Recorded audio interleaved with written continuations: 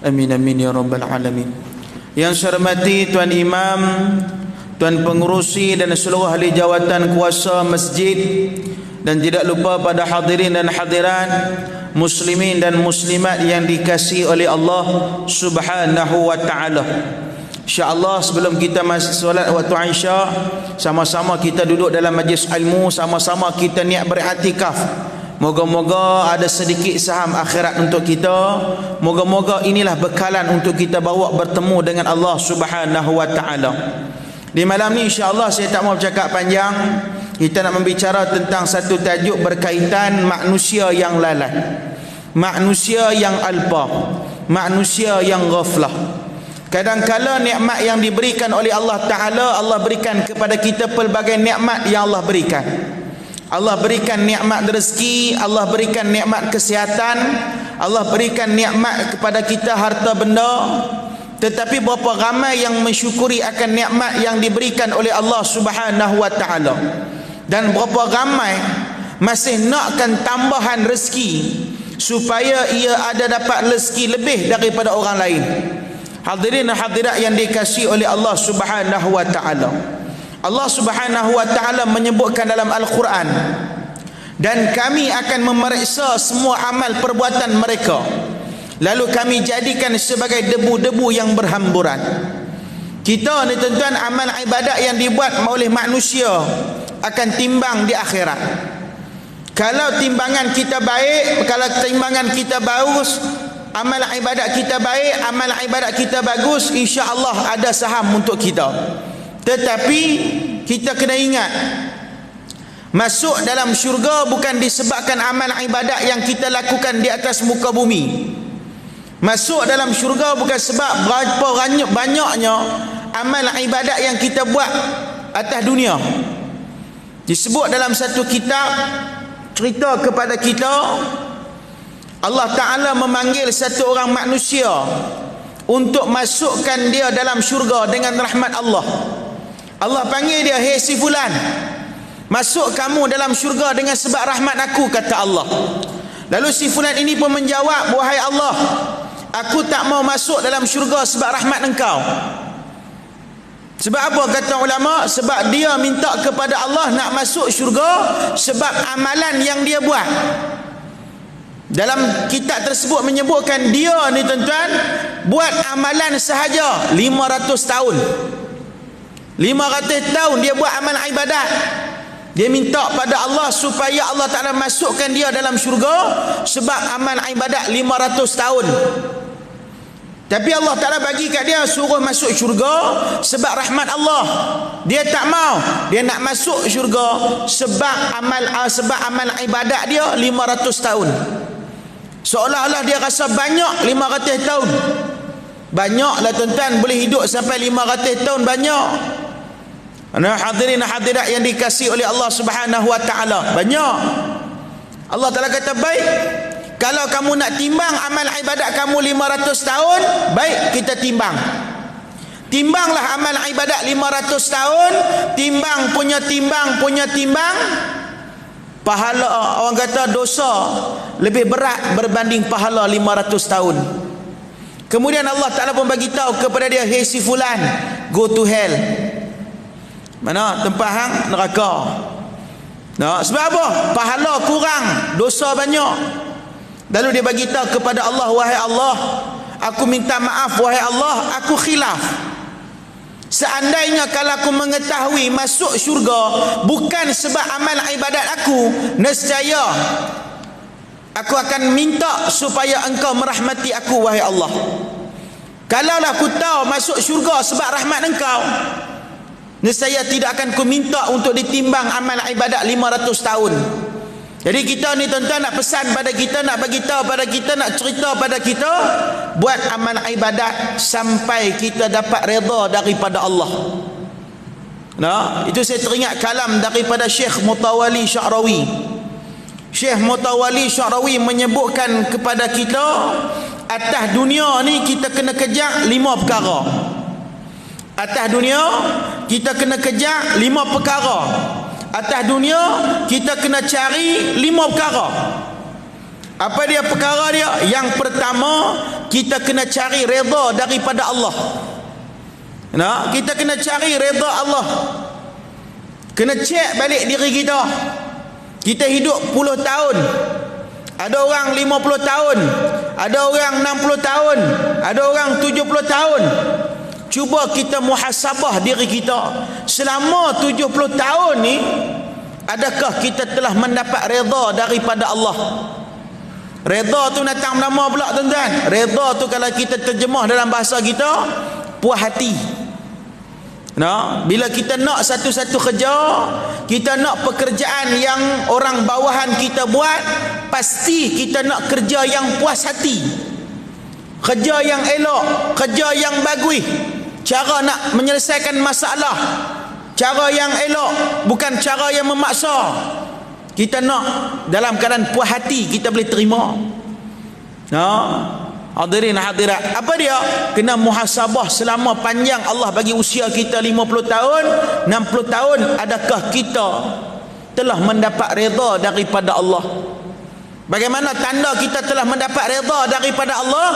Kata Imam Al-Ghazali rahimahullahu ta'ala, tanda yang Allah Ta'ala mula redha kepada kita, diberikan hidayah untuk kita. Diberikan hidayah untuk kita.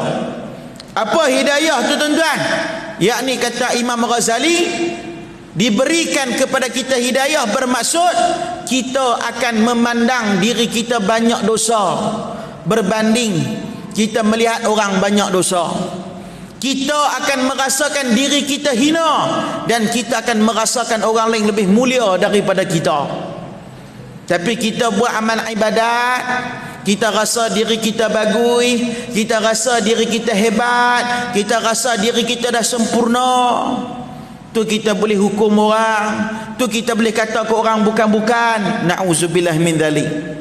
Tu kita ni tuan-tuan, tanda lagi Allah Ta'ala sayang, Allah Ta'ala bagi hidayah kepada kita. Apa lagi tuan-tuan?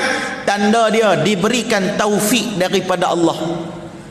Apa tu taufik tuan-tuan? Taufik itu adalah kekuatan untuk kita buat amal ibadat. Kalau kita tak dapat kekuatan daripada Allah untuk buat amal ibadat, nescaya kita tak boleh buat amal ibadat. Kalau kita tak dapat kekuatan daripada Allah, tak dapat taufik daripada Allah, nescaya kita tak boleh menyebut nama Allah. Nescaya kita takkan boleh menyeru nama Allah. Sedangkan urusan untuk menyebut nama Allah adalah urusan yang sangat-sangat besar. Disebut dalam kitab Ihya Ulumuddin, kata Imam Al-Ghazali, tanda-tanda Allah mula benci kita ada 4. Tanda-tanda Allah mula benci kita ni tuan-tuan ada 4. Kita benci dekat orang, agak-agak bagaimana tanda yang Allah benci dekat kita? Kita ni kalau benci dekat orang tuan-tuan, pandang pun tak mau, tengok pun tak mau, teguk pun tak mau. Benci sungguh kita. Bahkan kalau dia mati sekalipun, kita tak pergi ziarah. Sebab apa? Ada dendam, ada benci, ada tak suka. Kata Imam Ghazali, tanda yang Allah mula benci kita, tanda yang Allah Ta'ala mula jauh dengan kita, yang pertama, diberikan kita kesibukan. Sibuk sampai tak ada masa nak datang ke masjid surau. Sibuk sampai tak ada masa nak main ke majlis ilmu. Sibuk sampai tak ada masa nak jaga hubungan dengan Allah, sedangkan Allah yang bagi rezeki dekat kita. Hello, kita duk kejap pagi petang siang malam, rezeki, tapi kita lupa yang memberi rezeki itu adalah Allah. Kalau kita ingat, kalau kita hisab diri kita, duk cerita tentang akhirat, nescaya akan bertambah keimanan kita dan yakin kepada Allah. Hadirin hadirat, ni kita lupa pada hari kiamat, kita lupa pada kematian. Itu yang menyebabkan kita lalai dalam mencari rezeki sampai tak ada masa nak buat hubungan dengan Allah. Tu kita main malam ni masjid, tuan-tuan duk main tiap-tiap malam masjid, tuan-tuan duk main tiap-tiap malam majlis ilmu, tiap-tiap malam ada majlis ilmu, sebulan penuh majlis ilmu. Tuan-tuan datang bukan sebab kehendak tuan-tuan, tapi sebab izin daripada Allah tuan-tuan sampai. Kalau Allah Ta'ala tak izinkan kita, tuan-tuan, tak sampai. Sama juga saya, tuan-tuan. Ustaz Wan berapa kali duk panggil saya, suruh mai sini Pak Long, tak mai-mai. Malam ni baru boleh sampai. Pak Long nah, dia keluar pasal Kedah, dia tak boleh cerita dah Pak Long. Nah Pak Long, nah nak panggil tuan-tuan ni, dia kerah lidah, dia kena panggil Pak Long, Pak Long tu baru selesa. Boleh ke Pak Long noh? Boleh, insya-Allah. Nah hadirin hadirat, kalau tak ada izin daripada Allah, tuan-tuan, tak sampai. Itu orang kata pengatur kuliah, yang duk atur kuliah masjid, tuan-tuan panggil dah saya mai. Tapi saya tolak daripada Kedah hari tu, tuan-tuan, tak sampai, tak boleh datang juga. Makna dia, kalau Allah Ta'ala tak izin kita, kita tak boleh sampai. Tapi Allah izinkan kita semua. Sebab apa? Sebab Allah Ta'ala nak bagi kita merasai duduk dan nama kita tercatat dalam ahli syurga Allah Subhanahu wa Ta'ala. Makanya Allah Ta'ala bagi kita berada dalam Riyadul Jannah, taman-taman syurga. Siapa-siapa di dunia, kata ulama, telah dipilih oleh Allah Ta'ala untuk berada dalam majlis ilmu, permudahkan urusan jalan dia nak main majlis ilmu, maka di akhirat esok adalah jalan dia untuk mendapat syurga daripada Allah. Tapi kata Imam Ghazali, kalau Allah mula benci kita, dia mula sibukkan kita dengan urusan yang tak penting. Nak semayang awal waktu tak boleh, sibuk benda lain lagi. Kadang-kadang kita semayang maghrib pun dekat nak habis isyak baru semayang. Balik rumah, sampai rumah letih, lengah-lengah badan, nak rehat sah. Tolong hadirin hadirat yang dirahmati oleh Allah Ta'ala. Tu ada satu orang maklum di kampung saya, tuan-tuan. Laki dia baru meninggal dunia. Lepas masuk je Zuhur, laki dia balik-balik daripada motong getah, motong skrak tu balong. Balik-balik sampai rumah, rehat sat apa semua. Bini kata, bang, jomlah kita semayang Zuhur. Laki dia kata, sat nah, nak rehat sat, lagi kita semayang. Dia pun duduk di atas kursi malah luar rumah, tuan-tuan. Duduk atas kursi malah, tuan-tuan. Duduk tak lama, bini duk panggil, tak menyut-menyut, tak menjawab.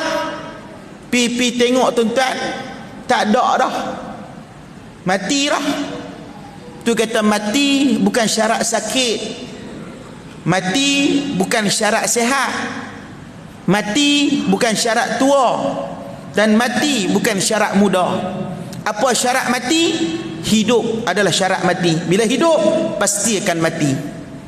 Tuan-tuan hadirin hadirat yang dikasihi oleh Allah Ta'ala. Yang kedua, kata Imam Ghazali, tanda-tanda yang Allah mula benci kita, tanda-tanda Allah mula jauhkan kita, tanda-tanda Allah Ta'ala mula tak suka kepada kita. Yang kedua apa dia? Yakni Allah Ta'ala mula butakan mata kita daripada melihat benda yang baik.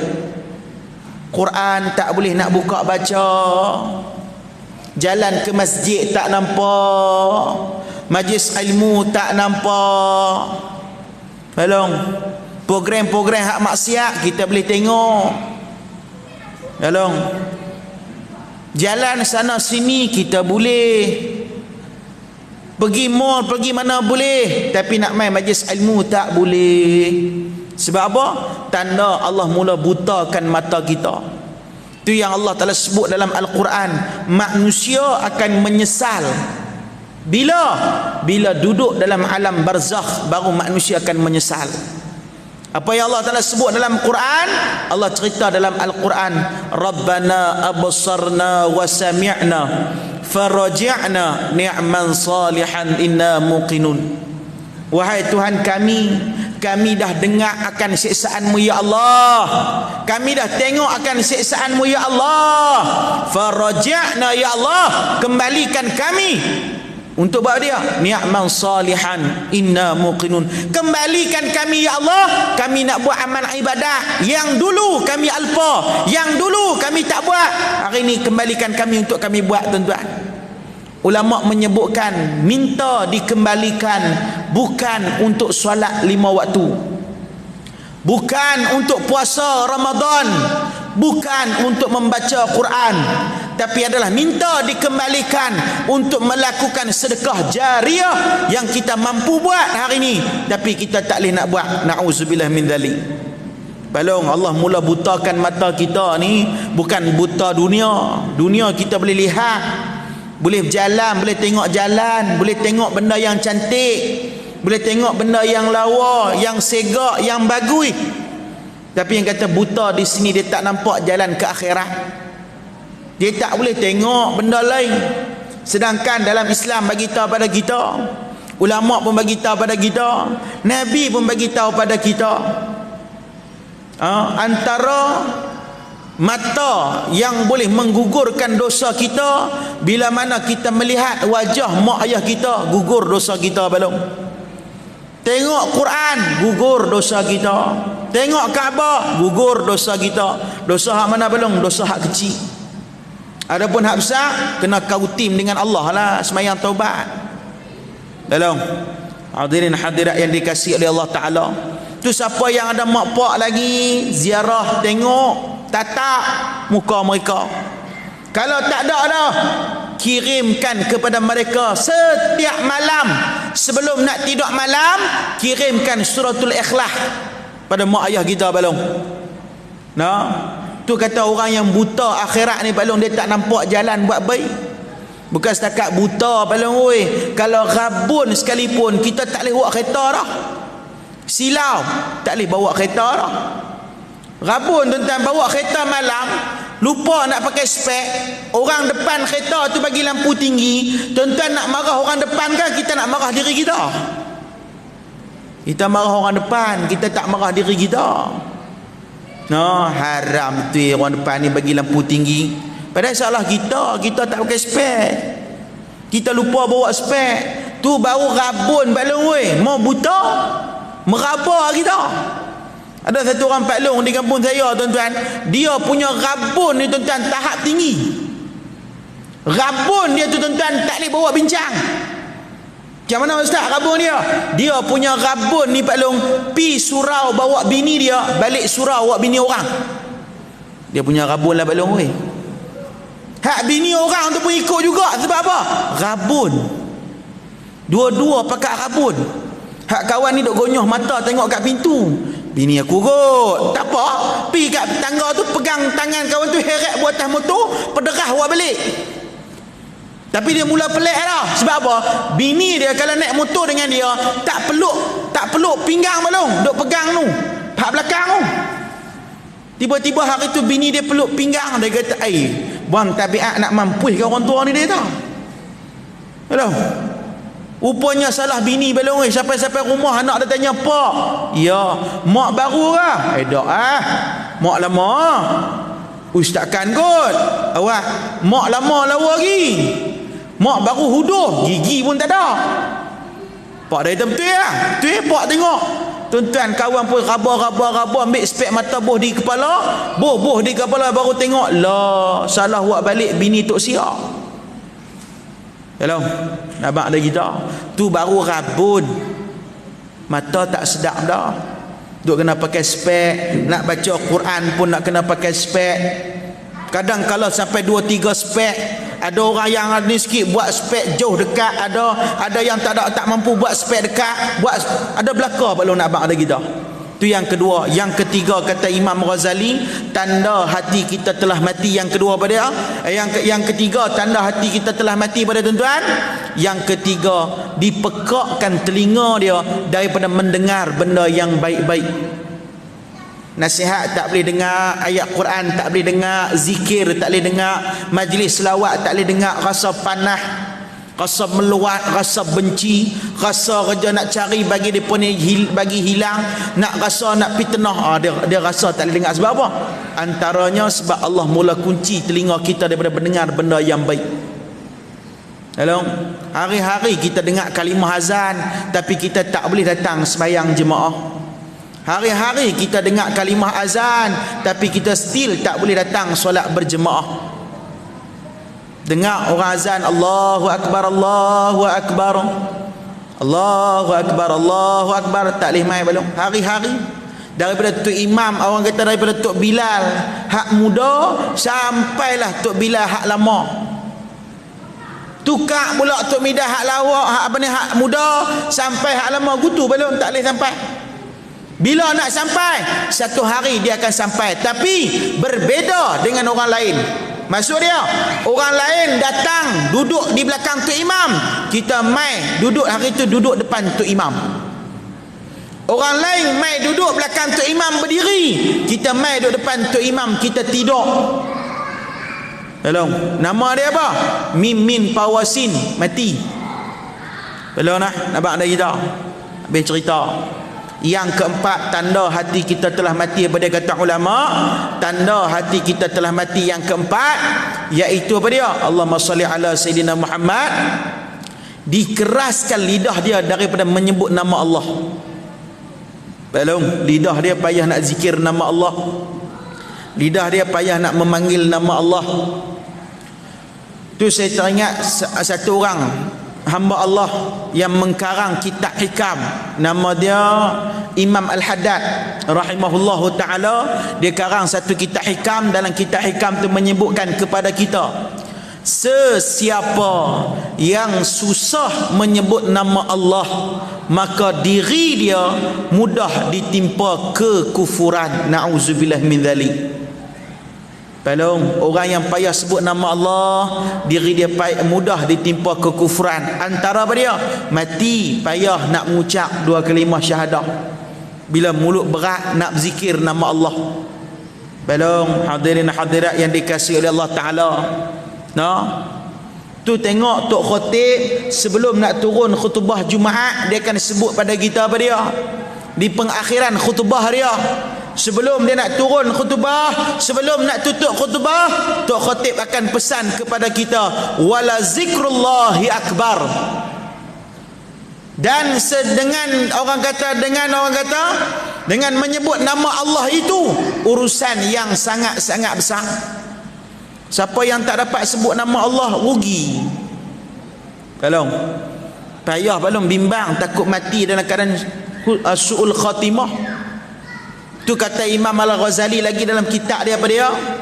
Di antara tanda-tanda hati kita telah mati ada 3. Apa dia belum? Tanda-tanda hati kita telah mati ada 3. Yang pertama, tenang bila mana melakukan maksiat. Belum? Tenang bila mana melakukan maksiat. Buat maksiat tak rasa apa. Maksiat ni bukan nanti berzina. Maksiat ni bukan nanti mengumpat. Maksiat ni bukan nanti mengaibkan orang. Belum hadirin hadirat, ramai di kalangan kita yang boleh jaga diri dia daripada buat maksiat zahir. Apa dia? Mengumpat, nah, cerita buruk orang tu maksiat zahir. Nah, fitnah orang. Tapi tak ramai di kalangan kita yang boleh jaga diri dia daripada buat maksiat batin. Apa maksiat batin?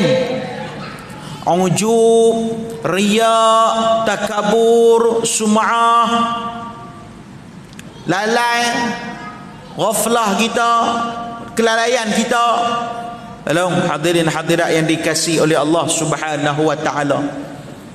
Tu tenang bila mana buat maksiat, tinggal semayang tak rasa apa, tak tutup aurat tak rasa apa. Siap dia boleh kata lagi, walaupun saya tidak bertudung ustaz, tapi tiap-tiap bulan saya pergi buat umrah.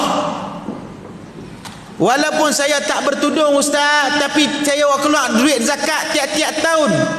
Juta saya keluar ustaz, bukan sikit. Kalau betul lah Allah Ta'ala marah dekat saya ustaz, kalau betul lah Allah Ta'ala tak suka dekat saya ustaz, nescaya Allah Ta'ala dah turunkan bala lama dah untuk saya. Tapi kenapa Allah Ta'ala tak turun? Allahu Akbar tuan-tuan. Ni sembang orang, cakap orang yang sombong. Nah, dia ingat, tanya dia pula, awak tiap-tiap bulan pergi Mekah? Dia jawab, pergi taubat di Mekah ustaz. Belum, dia terlupa yang Abu Jahal dengan Abu Lahab hidup di Mekah, mati di Mekah. Tapi tempat dia mana? Dalam neraka Allah. Na'udzubillah min dzalik. Sebab apa? Derhaka kepada Allah. Tak mau taat perintah Allah. Belum, na'udzubillah min dzalik. Moga Allah Taala pelihara kita belum. Yang kedua, tanda hati kita telah mati, kata Imam Ghazali. Apa dia? Tanda hati kita telah mati yang kedua, berat nak buat kebajikan, nak sedekah payah, nak baca Quran payah, nak zikir payah, nak sebut nama Allah payah. Bukti dia, berapa ramai lepas solat boleh duduk dan boleh zikir bersama dengan imam, dan berapa ramai lepas bagi salam, Assalamualaikum warahmatullahi, Cik Ali Bawata beria cabut. Kita tak ada disiplin dalam solat. Bila kita dengar orang kata, dengar berita, kita boleh fokus. Tapi bila kita nak zikir nama Allah, kita tak boleh fokus. Adakah hati kita telah problem? Tuan-tuan hadirin hadirat yang dikasihi oleh Allah Ta'ala, tu nak bak pada kita. Nah, ramai orang tuan-tuan, dunia ni dia patuh undang-undang, tapi apa yang Allah Ta'ala perintahkan dia tak patuh. Na'udzubillah min dzalik. Moga Allah Ta'ala pelihara kita balong. Saya teringat balong weh. Teringat apa dia? Nah, zaman sekolah dulu balong, cikgu pesan, bila hampa ni dengar lagu Negaraku dipasangkan, tengah dok buat apa pun kena berhenti. Kita pula kebetulan tengah dok berak balong weh. Tengah-tengah dok berak, boleh berhenti berak tu sebab apa? Nak diri dengar lagu Negaraku. Taat. Tapi bila kita dengar zikir nama Allah, kita menyembang. Dengar ayat Quran dilantunkan, kita menyembang. Dengar majlis ilmu, kita buat benda yang tidak berfaedah. Na'udzubillah min dzalik. Moga Allah Ta'ala pelihara kita balong. Tu yang kedua, tanda hati mati, berat nak buat kebajikan, payah nak zikir nama Allah, payah nak sebut nama Allah, payah nak panggil nama Allah. Allah Ta'ala akan bagi kita untuk sebut nama dia bila tuan-tuan? Bila kita sakit, baru manusia akan panggil nama Allah. Bila kita sakit, baru manusia akan ingat pada Allah. Tak percaya? Cuba kuliah maghrib malam ni, habis pukul 10. Tuan-tuan tengok orang bangun sekali, dia panggil nama apa? Dia panggil nama Allah. Allah. Tu kita sakit, baru kita akan cari, baru kita akan sebut nama Allah. Bila dapat nikmat Allah, kita lupa nak ingat pada dia. Na'udzubillah min dzalik. Yang ketiga, kata Imam Ghazali, tanda hati kita telah mati pada tuan-tuan, kita tahu kematian itu pasti, tapi kita tak buat persiapan untuk bertemu dengan kematian. Mati itu pasti, mati itu pasti. Hari-hari ada berita kematian. Hari-hari ada berita kematian tuan-tuan. Dalam grup WhatsApp, dalam Facebook, dalam TikTok, dalam IG, dalam media, dalam macam-macam berita kematian tu ada. Pernah tak sekadar bertanya untuk diri kita tuan-tuan, bila tuan-tuan dengar ada berita kematian, pernah tak kita terus kirimkan surah Al-Fatihah walaupun kita tak kenal siapa si mati tersebut? Kalau tak pernah buat tuan-tuan, tolong mulai hari ni tuan-tuan, tolong start sedekahkan Al-Fatihah bila Pak Long dengar ada berita kematian. Walaupun tuan-tuan tak kenal dia, dalam grup kita tu, dalam grup WhatsApp, grup taman, dia tulis apa dia? Sahabat-sahabat sekalian, tolong doakan mak saya baru kembali ke rahmatullah. Tuan-tuan kenal mak dia siapa? Tak kenal. Tapi tuan-tuan hantarkan suratul Fatihah untuk mak dia. Itulah menjadi saksi di akhirat esok atas kebajikan yang kita buat untuk orang lain. Lepas ni Pak Long kena buat tuan-tuan. Dengar berita kematian, buat. Long, kita lupa pada kematian. 2 bulan lepas, apa dia? Allah tunjuk pada kita kuasa dia. Ada di Elmina, kapal terbang, langgar motor balong, mati semua, mati. Muda ke? Muda semua.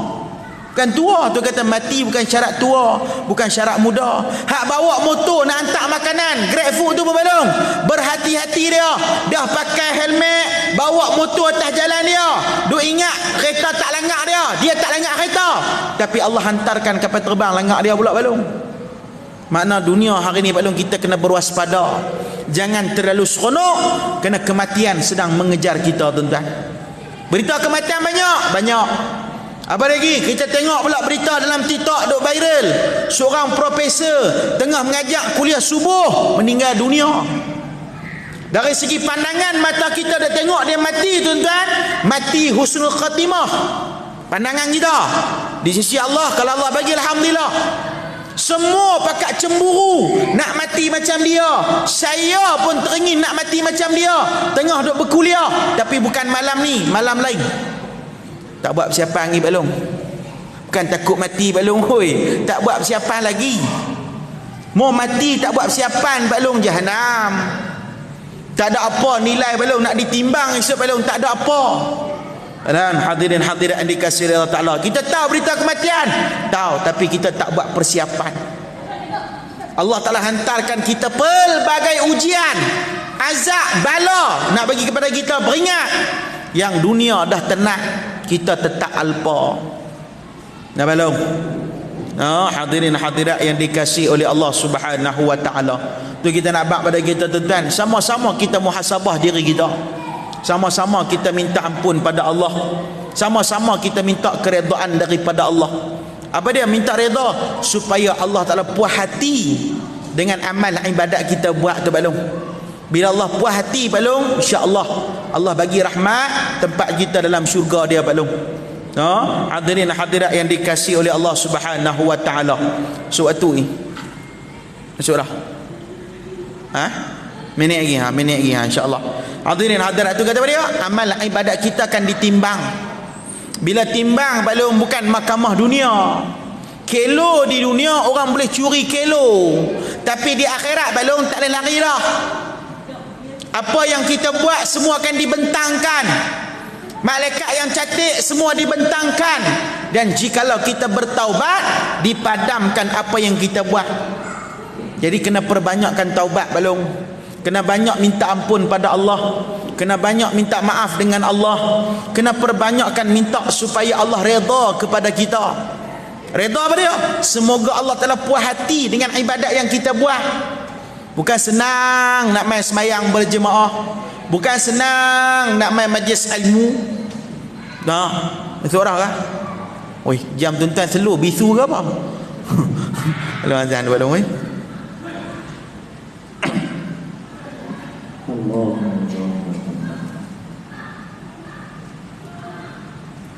Allahu Akbar. Allahu Akbar. Allahu Akbar.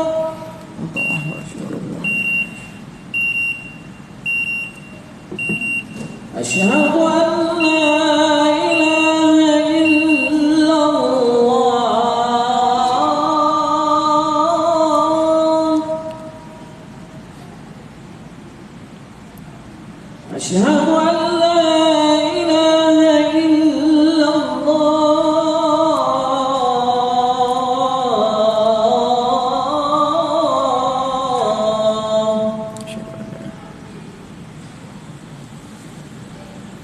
Asyhadu anna Muhammadar Rasulullah.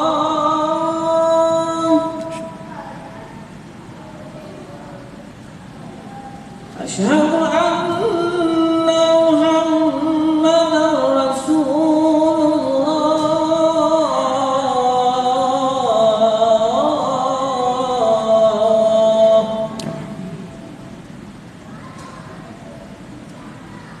Hayya 'alas salah.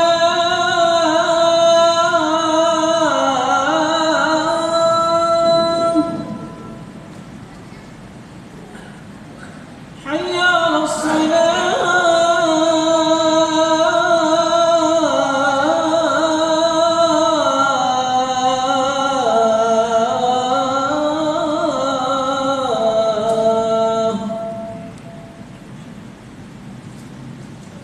Hayya 'alal falah.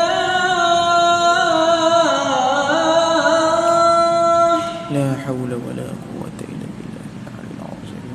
Hayya 'alal falah.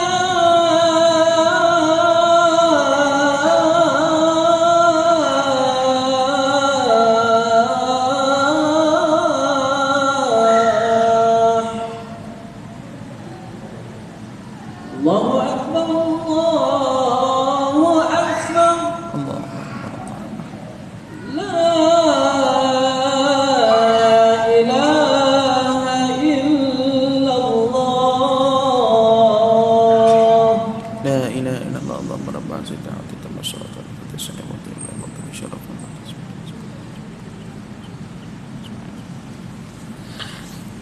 Bismillahirrahmanirrahim. Hadirin hadirat, sebelum kita tutup kita punya kuliah, pesanan terakhir untuk kita, kata Sayyidina Umar radhiyallahu an, hasibu anfusakum qabla an tuhasabu.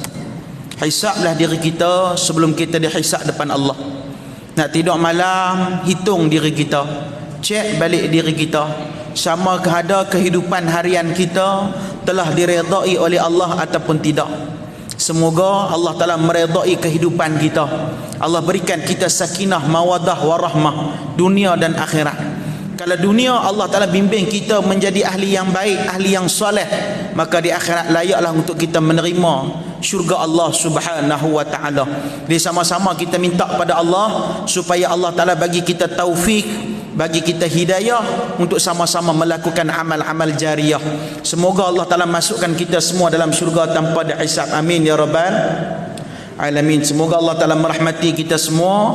Semoga yang ada pada malam ni Allah tempatkan dalam syurga bersama dengan para nabi, para junjungan besar Nabi Muhammad sallallahu alaihi wasallam, para syuhada, para salihin tuan-tuan. Insya-Allah cukup sekadar tu saja tuan-tuan oi. Ada rezeki, ada masa kita jumpa lagi insya-Allah. Saya pun tak sempat kata tak semayang jemaah insya-Allah sebab saya dah jamak siap-siap. Dia nak kena terus balik Kedah pula tuan-tuan. Ada urusan pembinaan surau di pondok saya. Jadi insya-Allah mohon tuan-tuan tolong doakan. Nah, semoga Allah Ta'ala merahmati kita semua. InsyaAllah sekadar nak wawarkan, di luar tu saya ada letak pamphlet ataupun flyers. Siapa-siapa yang ingin bantu untuk buat surau, tuan-tuan boleh ambil flyers yang ada di luar tu. Semoga Allah Ta'ala merahmati tuan-tuan yang membantu. Allah tempatkan tuan-tuan dalam syurga tanpa dihisab. Amin ya rabbal alamin. Wallahu alam. A'udzu billahi minasyaitonir rajim. Bismillahirrahmanirrahim. Allahumma rzuqna fahman nabiyyin wa hifzan mursalin wa la hawla wa la quwwata illa billahil aliyil azim. Ya rahmanir rahim ya zal jalali wal ikram. Walhamdulillahi rabbil alamin. Sekian, assalamualaikum warahmatullahi wabarakatuh.